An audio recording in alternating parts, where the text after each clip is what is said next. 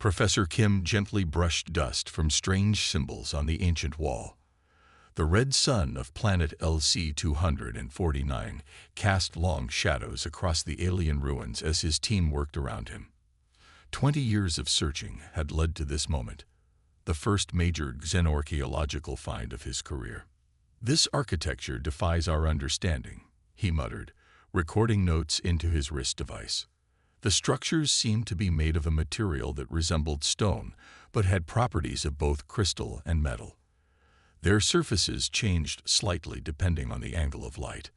Dr. Park worked nearby, methodically scanning a section of wall with her quantum imager. She had been his student once, now a respected colleague specializing in extinct civilizations. Her dark hair was pulled back in a practical ponytail as she focused on her work. "Professor, you need to see this," she called suddenly, her voice bouncing off the ancient walls. She stood before a massive section of wall covered in symbols unlike anything they had documented so far. Kim hurried over, his heart racing.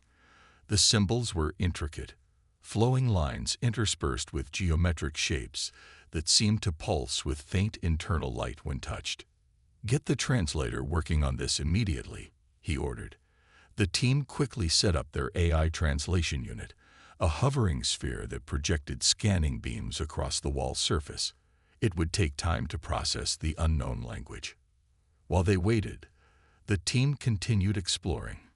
Dr. Song, Kim's youngest and most brilliant protege, documented strange circular platforms that looked like they might once have been transportation hubs. Her theories often ventured into controversial territory, but her mind made connections others missed. "These platforms are positioned to align with specific star systems," Song noted, comparing star charts to the placement of the circular structures. "It's almost as if they were mapping travel routes." The sun had set by the time the translation unit signaled completion. The team gathered in their temporary shelter, screens glowing in the darkness, as they prepared to see the results. "Translation complete. Confidence level 63%, announced the AI in its flat voice. The screens filled with text. "Beware the silent hunters from the void. They come without warning. They consume all. 3 worlds we had. 3 worlds lost. They leave nothing behind. This warning we leave for those who follow. The hunters will return. Their ships drink light. Their weapons unmake matter. We could not stop them. Perhaps you can." Silence fell over the room. Dr. Park was the first to speak. "This matches myths found on at least 6 other worlds," she said carefully. "Always some variation of destroyers from beyond." Dr. Lee, the team's skeptic, laughed shortly. "Primitive superstitions," he scoffed, running a hand through his gray hair. "Every ancient culture invents doomsday scenarios. It helps them make sense of natural disasters or technological failures they don't understand." Several others nodded in agreement. Professor Kim remained quiet, studying the translation. "The dating puts these ruins at over 50,000 years old," Dr. Song said quietly. She pulled up star charts on her tablet.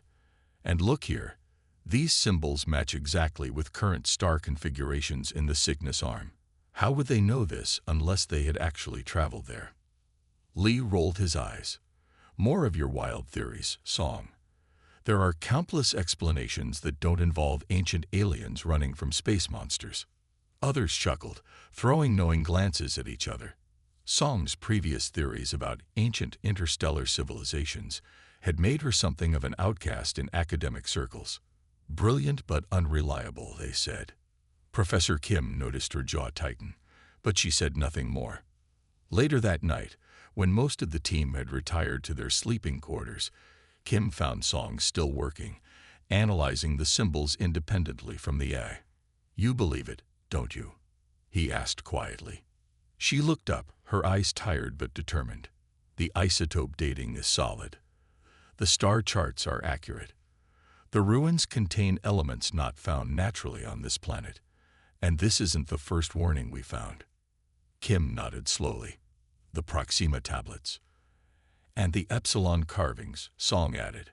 "Both dismissed as myths or mistranslations. But both mentioned hunters from the void. Kim finished. 3 separate civilizations, separated by thousands of light years and tens of thousands of years, all leaving the same morning. Song said, "That's not coincidence, Professor."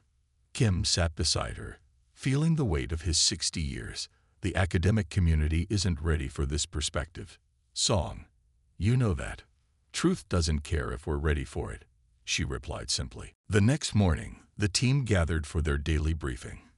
Dr. Lee presented his interpretation of the findings, that they had discovered a ceremonial site related to astronomical observations. The warnings, he suggested, were simply metaphorical references to seasonal changes or meteor impacts. Most of the team accepted this explanation eagerly. It fit their understanding of how primitive species developed mythologies around natural phenomena. When it was Song's turn to present, she stood nervously before her peers.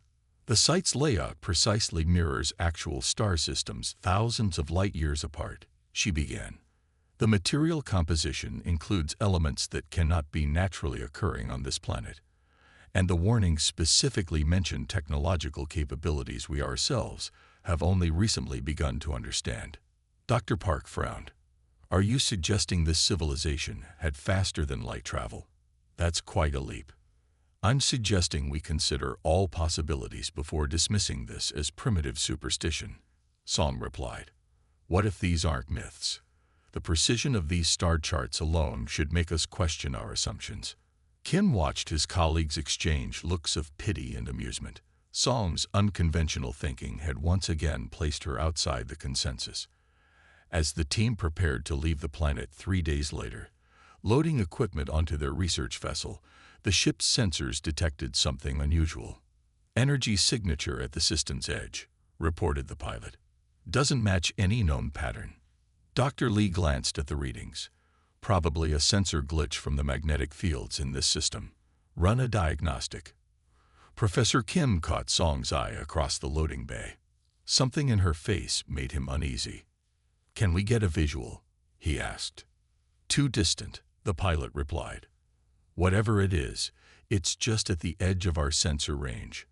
The team continued loading, eager to return home with their findings. No one paid the anomaly much attention. No one except Song, who stood at the viewport long after the others had gone, staring out at the stars with growing dread. They didn't listen to the warnings either, she whispered to herself. None of them ever do. The massive ship appeared suddenly above planet LC-249. One moment the skies were clear, the next a vast shadow blotted out the stars. The vessel was unlike anything humans had ever seen. Angular, with surfaces that seemed to drink in light rather than reflect it. Scanners struggled to define its edges, as if the ship existed partly in another dimension. Commander Choi was eating breakfast when the alarm sounded.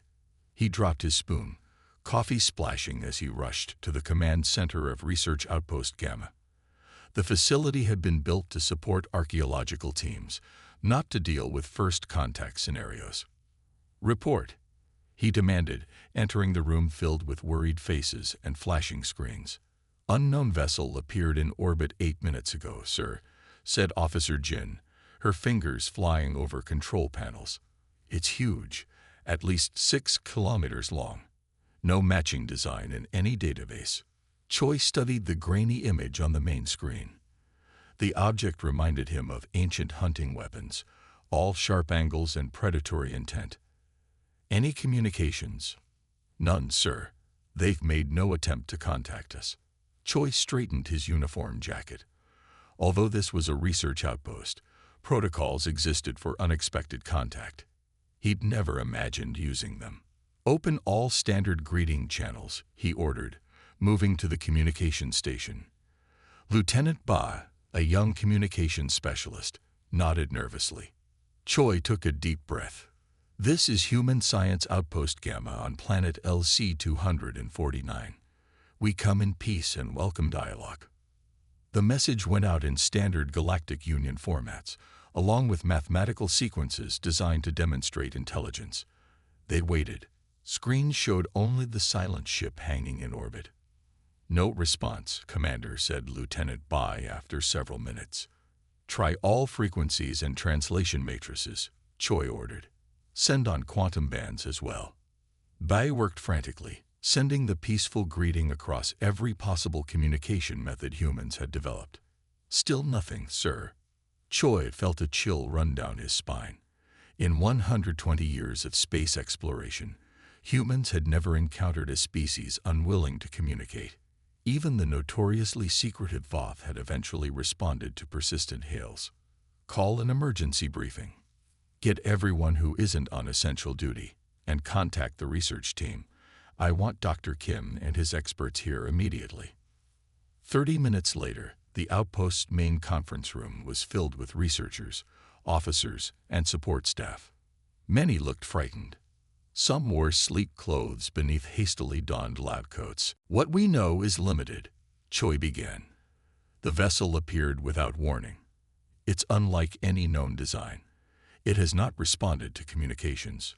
Could it be damage? Someone asked. Maybe a derelict. Energy readings suggest it's fully powered, replied Officer Jin. And it's maintaining perfect orbit. This is deliberate positioning. Dr. Kang, the outpost's historian, stood up. An older man with silver hair, he had documented humanity's expansion into space for decades. We should remember our history shows we have nothing to fear, he said confidently. Humans have been peaceful explorers for over a century. We've brokered trade agreements between the Trilaxians and the Voth, ending their 1,000-year conflict. We've established cultural exchanges with 17 species. Our diplomatic record is spotless. Some nodded, taking comfort in his words. Then the door slid open, and Dr. Song entered with Professor Kim and the rest of the archaeological team. They had rushed back from the ruins at Choi's request. The ship matches descriptions from the ruins, Song said without preamble. The warning spoke of vessels that drink light. Exactly what our sensors show. This is them. The hunters from the void. An uncomfortable silence followed. Most had heard about Song's controversial theories. Dr. Song, said Choi carefully, while we value your expertise, we shouldn't jump to alarming conclusions based on ancient carvings that might be metaphorical. Song pulled up sensor readings on her tablet and projected them onto the main screen. Look at the power output, she said. It's off the charts, literally beyond our ability to measure. That's impossible, muttered the chief engineer. And none of our peaceful history has prepared us for this. Song continued, her voice tense. The warnings in the ruins specifically said conventional communication fails with them. Dr. Lee scoffed. More fairy tales. Commander, we should continue standard contact procedures and... The room plunged into darkness. Emergency lights activated moments later, bathing everyone in red glow. What happened? Demanded Choi. Power drain, sir, reported Jin through her communicator. Something's pulling energy from our reactors. The lights flickered back on, but alarm sirens immediately began wailing. Lieutenant Bob burst into the room, face pale. Commander, the alien vessel has launched smaller craft, dozens of them. They're heading toward the settlement areas. Screens around the room showed small, dart-like objects descending through the atmosphere. Their trajectories aimed directly at the main research base and the 3 mining settlements on the planet. Battle stations, ordered Choi automatically. Though the outpost had minimal defensive capabilities, alert all settlements. Begin emergency evacuation procedures. As people rushed to their positions, Professor Kim caught Song's arm. The ruins, he said urgently.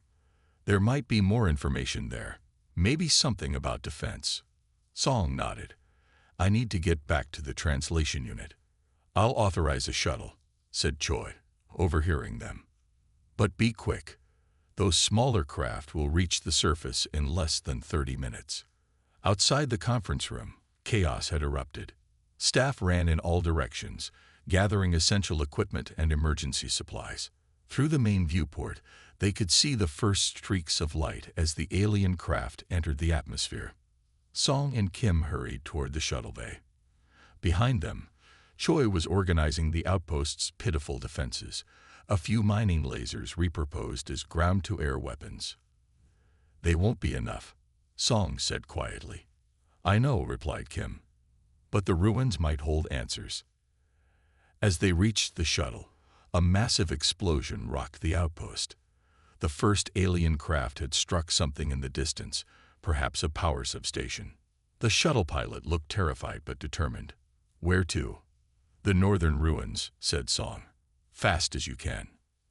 As they lifted off, Song watched more alien craft descending like deadly rain. In the distance, fires had already started in one of the mining settlements. All these years, she whispered, no one believed the warnings. Kim's weathered face looked grim in the shuttle's dim light. They believe now. The shuttle shook violently as it approached the northern ruins. Through the viewport, Dr. Song could see multiple explosions blooming across the settlement areas. The alien vessels moved with terrifying precision, targeting power stations and communication arrays first. Can you set us down near the central chamber? She asked the pilot, a young woman named Officer Ju who gripped the controls with white knuckles. I'll try, Ju replied, banking sharply to avoid debris carried on fierce wind currents. But I can't stay long. Commander Choi ordered all available transport for evacuation. The shuttle landed roughly on the flat area they had cleared during their initial exploration. Professor Kim winced as the landing struts groaned under the impact. 15 minutes, warned Ju. That's all I can give you before I must return to base. Song and Kim grabbed their equipment and ran toward the ruins. The red soil kicked up around their boots as distant explosions continued to light the darkening sky. They reached the central chamber where the warning carvings had first been discovered. What exactly are we looking for? Kim asked, breathing heavily. I don't know, admitted Song. But these warnings were left for a reason. There must be more. She approached the wall with the most complex symbols, the one that had warned about hunters from the void. As she reached toward it, something extraordinary happened. The ground beneath them trembled. Not from explosions, but from within the ruins themselves. Ancient dust shook loose from stone surfaces. And then, impossibly, lights began to glow beneath the floor, soft blue illumination spreading in patterns through previously invisible seams in the stone. Professor, Song whispered, stepping back. The carved wall before them shimmered, and portions of it simply vanished, revealing a recessed chamber they had never detected despite extensive scanning. Inside, crystalline structures pulsed with the same blue light. It was waiting, Kim said in awe. All this time, it was waiting for the hunters to return. They cautiously entered the hidden room. As soon as they crossed the threshold, a humming sound filled the air. The crystalline structures brightened, and suddenly a holographic display materialized in the center of the chamber. Images appeared, ships identical to those now attacking the planet, alongside recordings of previous attacks on other worlds. The AI translator they had left in the ruins began working at unprecedented speed, converting streams of alien text into human language. They're called the Voidborn, Dr. Song read aloud as the translation appeared. They harvest civilizations for resources, technology, biological material, energy. This has happened before, many times. Professor Kim moved closer to a three-dimensional image showing a star map. These must be previous attacks, he said, pointing to red markers scattered across dozens of systems. So many worlds. Song continued reading as more information flowed across the display. The Voidborn appear every 10,000 years in this sector, moving methodically through systems with developed civilizations. They cannot be reasoned with. They do not communicate. They see other life forms only as resources. Why would this information activate now? Kim wondered. The system must have been programmed to recognize the Voidborn ships, Song replied, studying the display. It confirms what I suspected. This site isn't just a warning monument, it's a database. She moved her hands through the holographic interface, discovering she could control it with simple gestures. New information appeared, technical schematics, scientific formulae, and what appeared to be weapon designs. Look at this, she called to Kim. The hologram now showed detailed plans for what could only be a massive warship. Its design was sleek, almost predatory, with technology far beyond current human capabilities. According to this, it was designed specifically to combat the Voidborn. She explained, reading the translated text. The civilization that built these ruins created these vessels as their last hope. They called them Void Breakers. Did it work? Kim asked. Did they defeat the hunters? Song's face fell as she read further. No. They completed only a few ships before the Voidborn arrived. They managed to hide one vessel here, beneath the northern mountains, hoping someone would find it and use it against the next cycle of attacks. More information streamed across the display. Song's eyes widened. Professor, this is incredible. According to these records, this ancient species had the ability to see potential evolutionary paths. They predicted that eventually, a species with specific neural patterns would evolve, patterns that could fully interface with their technology. She stared at a diagram showing brainwave patterns. These match human neurological structures almost exactly. The compatibility is estimated at 98.7%. You're saying they built these ships for us? Kim asked incredulously. For humans who wouldn't exist for another 50,000 years. Not specifically for humans, Song clarified, but for whatever species might evolve with these particular neural characteristics. It appears we fit their prediction. A distant explosion, closer than the others, shook the chamber. Dust and small stones fell from the ceiling. We're running out of time, Kim said urgently. If this information is accurate, we need to find this ship. Song nodded, quickly downloading the data to her devices. She activated her communicator, relieved to find it still functioning despite widespread communications disruption. This is Dr. Song to Defense Command. I have critical information about the attackers and a potential defensive option. Please respond. After several tense seconds, Commander Choi's voice came through, broken by static. Song, this is Choi. Situation critical. 3 settlements lost. What have you found? The attackers are called the Voidborn. They'd done this before to many civilizations. Commander, there's a warship hidden on this planet, buried beneath the northern mountains. It was left here by the previous civilization, specifically to fight these creatures. A warship. Choi sounded skeptical even through the poor connection. How would we even operate alien technology? That's the most important part, Song replied urgently. Humans can operate it. Our neural patterns are compatible with their interface systems. According to the database, we're the only current species in this sector who can use it. Silence followed, broken only by static and distant explosions. Send all data immediately, Choi finally ordered. I'm assembling what's left of our defense teams. Can you pinpoint the ship's location? Song studied the holographic map now displaying the detailed topographical view of the northern mountain range. A pulsing light indicated a specific location about 20 kilometers from the ruins. Yes, sending coordinates now. But Commander, we'll need excavation equipment and a way to access the chamber. It's buried deep. We'll handle it, Choi replied grimly. Get back here immediately. Officer Ju reports she can't wait any longer. Find your own way back if you miss the shuttle. As they rushed back toward the landing area, Professor Kim grabbed Song's arm. If you're right about this ship, he said, it could change everything. Song nodded, glancing at the sky where more Voidborn vessels descended. Let's just hope we can reach it in time. The shuttle's engines were already powering up as they sprinted the final distance across the red soil. Behind them, the ruins glowed with ancient power, awakened after 50,000 years of patient waiting.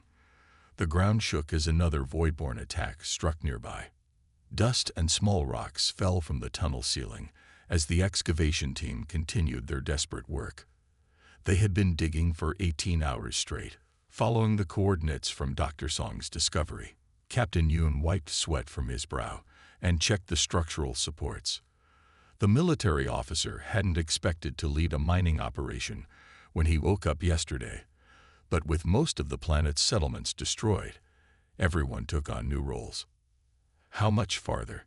He asked the engineer operating the sonic drilling equipment. Engineer Han, a stocky man with 20 years of mining experience, checked his instruments. Another 40 meters, according to these readings. He shook his head. This is madness. We're betting everything on a fairy tale while those things pick us apart up there. Dr. Song moved forward from where she had been studying her data tablet. It's not a fairy tale. The database was clear. The ship is here. If it exists, muttered Han, and if it still works after 50,000 years, and if we can somehow use alien technology never meant for humans. That's a lot of ifs while we're hiding underground. Keep drilling, ordered Captain Yoon, ending the debate. The remaining survivors from the research base and settlements had taken shelter in natural cave systems beneath the northern mountains. The Voidborn seemed more interested in destroying infrastructure than hunting down individual humans, which gave them a small window of opportunity. Commander Choi had authorized the desperate mission based on Song's findings. Half their remaining equipment had been diverted to the excavation effort, while the other survivors prepared for potential evacuation to the system's outer moons. 3 more hours passed. The drill suddenly changed pitch, the harsh grinding sound replaced by a hollow whine. We've broken through to something, called Han from the front of the tunnel. Captain Yoon ordered everyone back. Could be a natural cavern. Let's check structural integrity before proceeding. Scans showed a massive open space beyond the drill point. Carefully, they widened the opening until it was large enough for a person to pass through. Captain Yoon went first, followed by Dr. Song and Professor Kim. Their helmet lights illuminated only small portions of what lay beyond. The chamber was enormous, far larger than any natural cave formation. The walls were perfectly smooth, carved or created through means they couldn't understand. Increase illumination, ordered Yoon. As more lights activated, gasps echoed through their communication systems. In the center of the vast chamber, suspended in midair without any visible support, hovered a massive ship. It was unlike any vessel humans had designed. Sleek and predatory in appearance, its dark surface seemed to shimmer slightly, as if not entirely solid. It was at least 500 meters long, with no obvious engines or weapon systems visible on its exterior. It's real, whispered Professor Kim. It was here all along. Engineer Han stared upward, his earlier skepticism forgotten. How is it floating like that? There's no energy signature our instruments can detect. Some kind of temporal stasis field, Song suggested, consulting the downloaded data from the ruins. The records suggest it exists partially outside normal spacetime, preserved perfectly since it was hidden here. The group moved closer, setting up portable lights to better examine the vessel. Despite their illumination, the ship's surface remained strangely dark, as if absorbing the light rather than reflecting it. How do we even get inside? Captain Yoon wondered aloud, circling the floating ship. I don't see any entry points or docking mechanisms. Dr. Song studied her tablet, which contained the downloaded information from the ruins. The interface is biometric, according to these records. It should respond to human neural patterns. You mean someone needs to touch it? Asked Kim. Song nodded. I should be the one to try. I've studied the data most extensively. Captain Yoon looked uncertain. We don't know what will happen. It could be dangerous. Everything about our situation is dangerous, Song replied. The Voidborn are systematically destroying everything on the surface. We have nothing to lose. After a moment's hesitation, Yoon nodded. Song moved forward slowly, approaching the hovering vessel. She removed her glove and raised her hand toward the dark surface. Here goes nothing, she murmured. As her fingertips touched the ship, a ripple spread across its surface like water disturbed by a stone. The area around her hand began to glow with soft blue light, the same color they had seen in the ruins. The light spread in intricate patterns across the ship's hull, tracing what looked like circuit pathways or energy conduits. Where her hand touched, the solid surface became transparent, then simply vanished, creating an opening large enough for a person to enter. It worked, she said, amazed. It's responding to human contact. Captain Yoon quickly organized a small team to enter the vessel. Dr. Song, Professor Kim, you two have the most knowledge about this technology. Engineer Han, we need your technical expertise. The rest of you maintain position here and keep communication channels open. The four of them stepped carefully through the opening. As they entered, internal lights activated automatically, illuminating a corridor that seemed to adjust its size to accommodate them.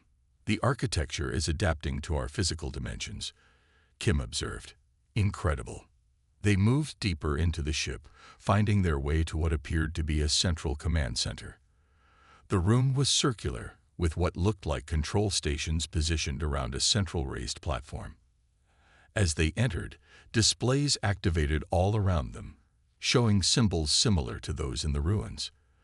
Their portable translator began processing the alien text. Stellar Guardian, Song read as the first translation appeared. That must be the ship's name. She approached what seemed to be the main control position, a raised seat surrounded by holographic interfaces. Something about it called to her, an inexplicable sense that she belonged there. I think this is the neural interface mentioned in the records, she said. Are you sure you should try it? Asked Professor Kim, concern evident in his voice. Song looked at him. We don't have time for caution. The Voidborn are still up there, and they won't stop until they've harvested everything of value on this planet. Before anyone could object further, she sat in the control seat. Immediately, the chair adjusted to her body, and the holographic displays moved closer. A soft hum filled the air. Then it happened. Song gasped as a flood of information poured directly into her mind. It wasn't painful, but the sensation was overwhelming, like suddenly understanding concepts that had been beyond human comprehension. Dr. Song, Captain Yoon called anxiously. Are you all right? It's bonding with me, she managed to say, her voice strained. It's teaching me. The ship is sharing knowledge directly with my mind. Images flashed through her consciousness, weapon systems that could disrupt matter at the subatomic level, propulsion technology that folded space rather than moving through it, defensive shields that existed in multiple dimensions simultaneously. The Stellar Guardian was their ultimate weapon, she explained, her eyes wide as she processed the information. Built to match the Voidborn's technology. And it's fully functional, just waiting for the right neural patterns to activate it. In orbit above planet LC-249, the remaining human defense vessels had retreated to the outer system. With them were ships from 3 allied species who had responded to distress calls, the Trilaxians, the Voth, and the Narn Collective. Their representatives watched helplessly as the Voidborn methodically destroyed human settlements below. We cannot engage directly, said the Trilaxian ambassador to Commander Choi via communication link. Their technology far exceeds our capabilities. We can only offer evacuation assistance. Suddenly, alarms sounded across all vessels. Sensors detected an enormous energy surge from the planet's northern hemisphere. What is that? Demanded the Voth representative, their scaled face showing rare emotional reaction. Below, the mountain over the excavation site began to crumble as something massive rose from beneath the surface. Soil and rock cascaded away as the Stellar Guardian ascended, its dark hull now pulsing with blue energy patterns. The ancient warship moved with impossible grace for its size, rising rapidly through the atmosphere. Impossible, whispered the Narn observer. That vessel bears technological markers from the Forerunner civilization, a species believed extinct for over 50,000 years. Inside the Stellar Guardian's command center, Dr. Song sat with eyes closed, her mind linked directly with the ship's systems. Through this connection, she could sense the Voidborn vessels, feel their movements as if they were extensions of her own body. I understand now, she said softly as Captain Yoon, and the others watched in amazement. I know how to fight them. The ancient warship continued its ascent toward the waiting Voidborn fleet, its weapon systems charging for the first time in 50 millennia. The Stellar Guardian shot through space like a dark arrow. The ancient warship moved with a grace that defied its massive size. Inside the command center, Dr. Song sat perfectly still, her mind fully connected to the ship's systems. Her eyes glowed with the same blue light that pulsed through the vessel's hull. "Target acquired," she announced, her voice strangely calm despite the chaos around them. "Engaging primary weapons." Captain Yoon and the others watched in amazement as Song controlled the immense warship with nothing but her thoughts. The neural interface the ancients had designed worked perfectly with human brainwaves, just as the ruins had predicted. On the main display, they could see the Voidborn fleet, dozens of the black angular ships that had been systematically destroying everything on LC-249. The alien vessels began to change formation, clearly detecting the new threat. "They're responding," said Professor Kim, watching the tactical display. They recognized this ship. The Stellar Guardian's weapons activated. There was no visible beam or projectile. Instead, patches of space simply warped around 3 Voidborn vessels. The enemy ships distorted, their matter seeming to fold in upon itself before disappearing completely. "What just happened?" gasped Engineer Han. "Dimensional inversion," Song replied, her voice distant as she processed information directly from the ship. "The weapons don't destroy matter. They transpose it into a pocket dimension." More Voidborn ships turned to attack, firing energy weapons that had easily cut through human defenses. The beams struck the Stellar Guardian's shields, which rippled but held. "Multiple impacts," reported Song. "Shields at 87%. Returning fire." The ancient warship moved with impossible speed and precision, evading most attacks while continuing to engage the enemy. Space around them became a chaotic battlefield as more Voidborn vessels were removed from existence. In orbit nearby, the small fleet of human and allied vessels watched in disbelief. "We need backup," Captain Yoon called through the communication system to their allies. "The Stellar Guardian is effective, but there are too many enemy ships to engage alone." The Trilaxian ambassador's face appeared on the communication screen, their 4 eyes blinking in rapid succession, a sign of extreme surprise in their species. "We've never seen technology like this," the ambassador said hesitantly. "How are you controlling it?"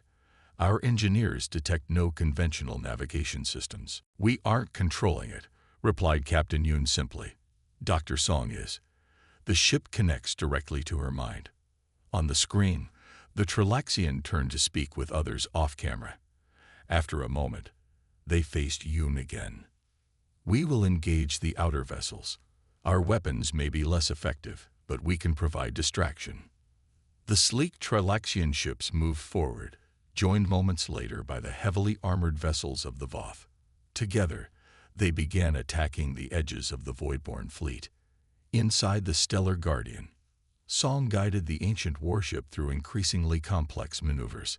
Each movement seemed impossible for something so large, yet the ship responded to her thoughts instantly. "More Voidborn vessels entering the system," she announced. "They're calling reinforcements." Professor Kim looked worried. "Can we handle additional forces?" Song's glowing eyes narrowed. "The ship is showing me something, a capability we haven't used yet." She closed her eyes in concentration. The blue energy patterns flowing through the ship's hull intensified, pulsing faster. A vibration ran through the entire vessel. "What's happening?" asked Captain Yoon. "System-wide disruption field," Song explained. "It affects only Voidborn technology. The ship needs time to build sufficient energy." Outside, the battle continued to rage. The allied species engaged bravely but suffered heavy damage. 3 Voth cruisers exploded in quick succession as Voidborn weapons cut through their strongest armor. Then the Stellar Guardian began to emit a pulse of energy unlike anything they had seen before.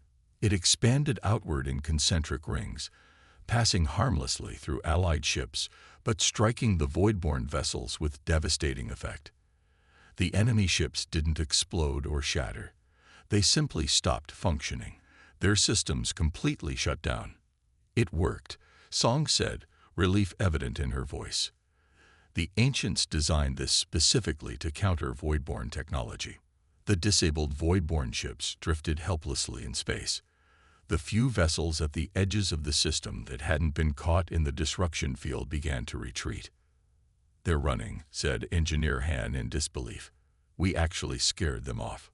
"The voidborne have never encountered effective resistance before," Song explained, still connected to the ship's knowledge. "They abandoned hunting grounds that proved too costly." As the last enemy ships jumped away from the system, cheers erupted throughout the Allied fleet. The Stellar Guardian had turned the tide of what had seemed a hopeless battle. 6 months later, Earth's largest assembly hall was filled with representatives from 27 different species.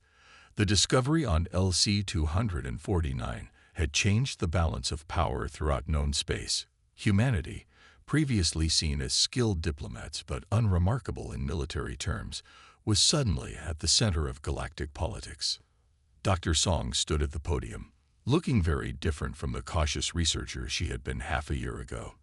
The neural connection with the Stellar Guardian had changed her in subtle ways. Her eyes occasionally flickered with blue light when she concentrated deeply.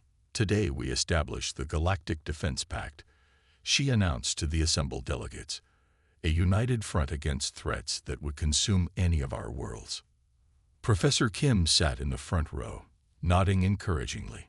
Next to him, Captain Yoon, now Admiral Yoon, represented Earth's rapidly expanding defense force. The ancient civilization that built the Stellar Guardian called themselves the Shapers, Song continued. They knew they couldn't defeat the Voidborn in their time, so they created weapons for the future. In their records, they referred to humans as the Awakened Ones. They knew we would come. They built their weapons for us to find when we needed them most. After the ceremony, as delegates prepared to return to their worlds, Song was approached by Admiral Yoon. "A message from the frontier," he said quietly, handing her a data tablet. "Explorations of ruins similar to those on LC-249 have yielded results." Song read the report, her eyes widening. 3 more ships. "Are they certain?" "Preliminary scans match the Stellar Guardian's configuration," Yoon confirmed. "They're waiting for human pilots to awaken them." Song looked out at the departing representatives of the galactic community. Many had feared humans after witnessing what they could do with the ancient technology. Others had sought alliance for protection. All now viewed humanity through new eyes. "The Voidborn will return," she said softly. "They always do. But next time, we'll be ready." She handed the tablet back to Yoon. "Prepare 3 teams. I'll train the pilots myself." As she walked away, Song could feel the distant presence of the Stellar Guardian in orbit above Earth. The ship had chosen her, and through her, humanity had found its unexpected destiny among the stars. The hunters had become the hunted, and the hunt had only just begun. The end.